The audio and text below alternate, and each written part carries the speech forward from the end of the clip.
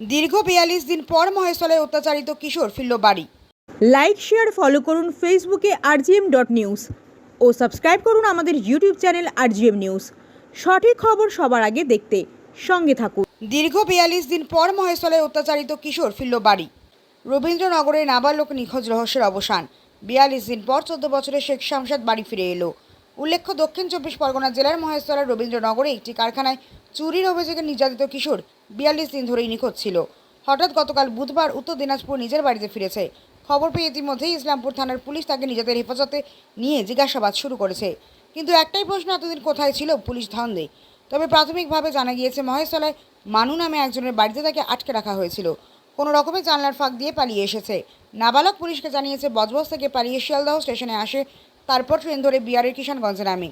৩০ kilometre পায়ে হেঁটে গতকাল বিকাল ৪টের সময় মাটিগুন্ডা ১ নম্বর গ্রাম পঞ্চায়েতে পৌঁছয়। পরে একজন আর সাইকেল চেপে সে বাড়িতে আসে। গত ২৮শে মে থেকে নিখোঁজ ছিল এই নাবালক। রবীন্দ্রনগর থানার মহেশতলা জিন্সের ধোলাই কারখানায় মোবাইল চুরির অপরাধী উল্টো করে ঝুলিয়ে তার উপরে চালানো হয়েছিল অত্যাচার। সোশ্যাল মিডিয়ায় ভাইরাল হওয়ার পর এলাকায় চাঞ্চল্য ছড়িয়ে পড়ে। দক্ষিণ ২৪ পরগনা থেকে শেখ সাইফুদ্দিনের রিপোর্ট, rgm.news।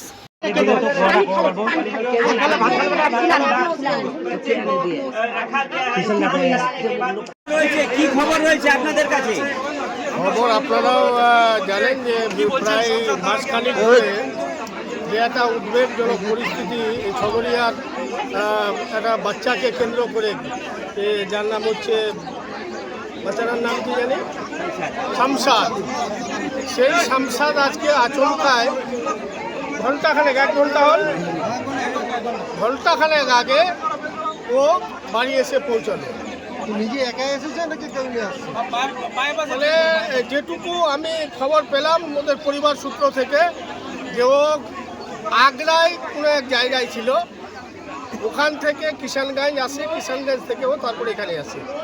বাচ্চাটা কি নিজে নিজে এসছে, একা একা এসছে? ও পরিবার সূত্রে যা খবর তাতে ও একাই আসে আগ্রা থেকে কিষানগঞ্জ, কিষানগঞ্জ থেকে ও হেঁটে ইসলামপুর অব্দি আসে। আপনি কি বাচ্চাটার সঙ্গে কথা বললেন? না, ওর বাচ্চার সঙ্গে কথা বলে যেটা জানতে পারলাম আর কি। বাচ্চাটা কি একা, তাহলে কি ওই রবীন্দ্রনগর? এখনো বাচ্চাটা মানে হচ্ছে কি, ওর পরিস্থিতি যে আছে না, ছোট বাচ্চা তো ও খুব ক্লান্ত আছে। খুব বেশি কিছু ওকে আমি এই মুহূর্তে মনে করলাম যে বেশি কিছু জিজ্ঞাসা করলাম না। ওর পরিবারের লোককে বললাম যে ওকে আগে খাওয়ায় দাওয়ায় ওকে একটু রেস্ট করান।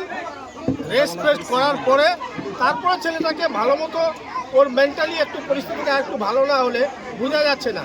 তবে যেটুকু ওর বক্তব্য যেটুকু শুনলাম, যে ও আগ্রা থেকে একাই এসছে কিষানগঞ্জ অবধি, এবং কিষানগঞ্জ থেকে হেঁটে আসছে ও, এবং রাস্তায় আসার সময় তিস্তার কাছে ওর কোনো কাকাতো দাদার সঙ্গে ওর দেখা হয়, তারপরে ও ওকে মোটরসাইকেলে এখানে বাড়িতে অবধি ছেড়ে যায়।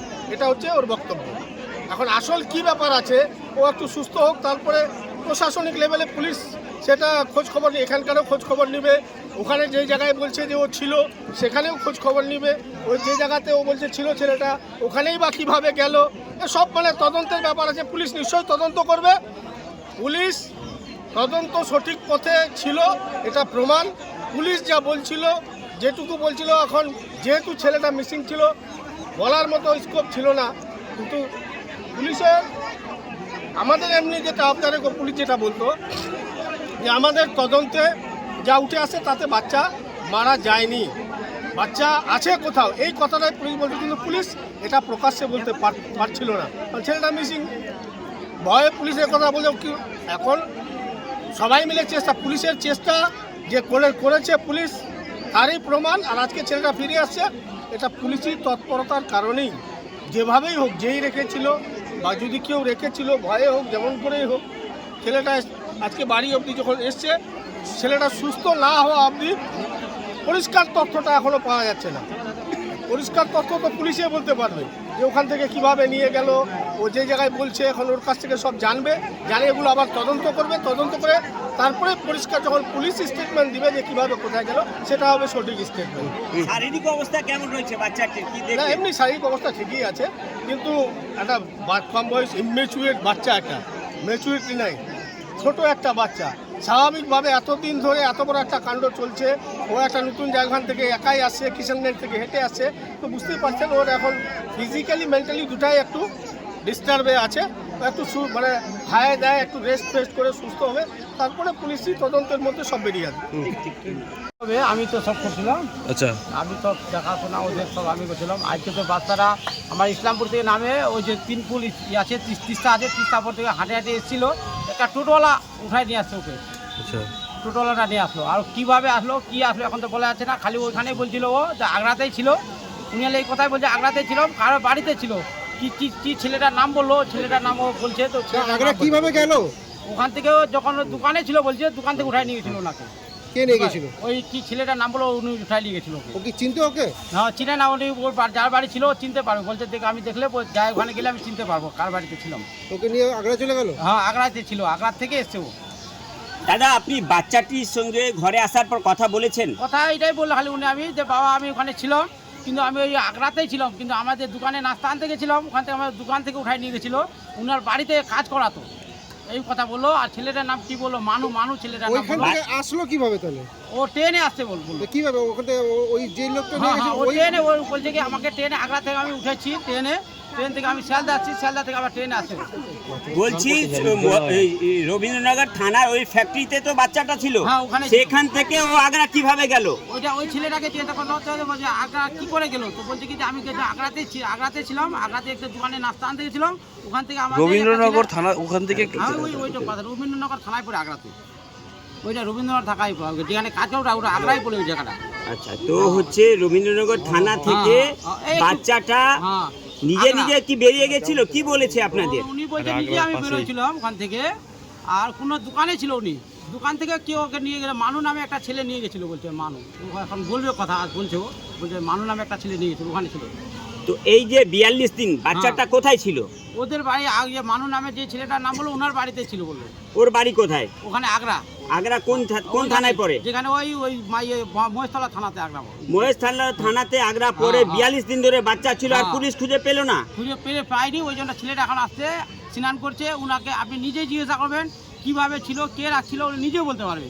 আমরা খালি যেটা আমি জিজ্ঞাসা করলাম একটু ভালো মতন পরীক্ষা করতে বলতে পারছে না, ওই জন্য আমি বললাম আগ্রায় ছিলাম, আমি আগ্রাতেই ছিলাম আমি, আর মানু নামে ছেলেটা উনাকে রাখছিল। আপনাদের কি সন্দেহ হচ্ছে কেউ ওখানে রেখেছিল? আমরা তো সন্দেহ হচ্ছে, সন্ধ্যা নালে ছেলেরা কি করে রাখলো, সন্দেহ তো জরুর হচ্ছে, সন্ধ্যা নালে এত ছেলেরা কি করে। কালকে আমরা এইবারে চাপ দিলাম, তারপর আমরা ছেলে আজকে আমাদের পাওয়া গেছে। আমাদের আপনারা তো একাধিকবার থানা ঘেরাও করেছিলেন, রবীন্দ্রনগর করেছি আমরা, ইসলামপুরে প্রতিদিন তো আপনি দেখলেন তো সোমবারে সোমবারে আমাকে আইসি টাইম দিয়েছিল যে আমরা দেখি 5-6 দিনের ভিতরে আমরা দেখছি কাজ করবো। তোমাকে আমি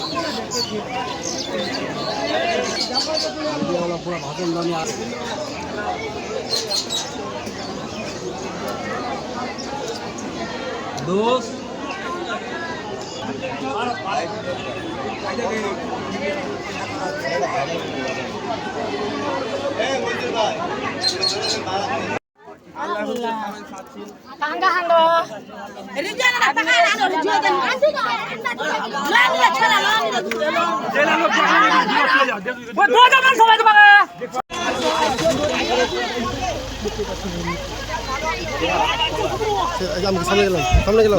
না তুমি বাচ্চাটা ছবি বাচ্চা এখান থেকে দেখতে পারো।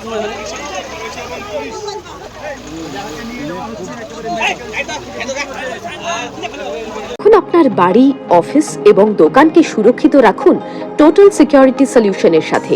আমরা বিভিন্ন নামি দামি ব্র্যান্ডের সিসিটিভি ও সিসিটিভি সংক্রান্ত যাবতীয় অ্যাক্সেসরিজ বিক্রয় করার পাশাপাশি সার্ভিসও প্রোভাইড করে থাকি। টোটাল সিকিউরিটি সলিউশন একটি নির্ভরযোগ্য প্রতিষ্ঠান যা 24/7 সার্ভিস প্রোভাইড করে থাকে। তাছাড়া এই প্রতিষ্ঠান দীর্ঘদিন ধরে যত্ন সহকারে দোকান, বাড়ি, কারখানা, school, nursing home, hotel, restaurant, শোরুমগুলিতে পরিষেবা দিয়ে চলেছে। আমাদের এখানে প্রশিক্ষণপ্রাপ্ত টেকনিশিয়ান দ্বারা কাজ করানো হয়। আমাদের ঠিকানা গার্ডেন রিচ, মেটিয়া ব্রুজ, কলকাতা 700024। বিশদে জানতে যোগাযোগ করুন 7003047447 এই নম্বরে।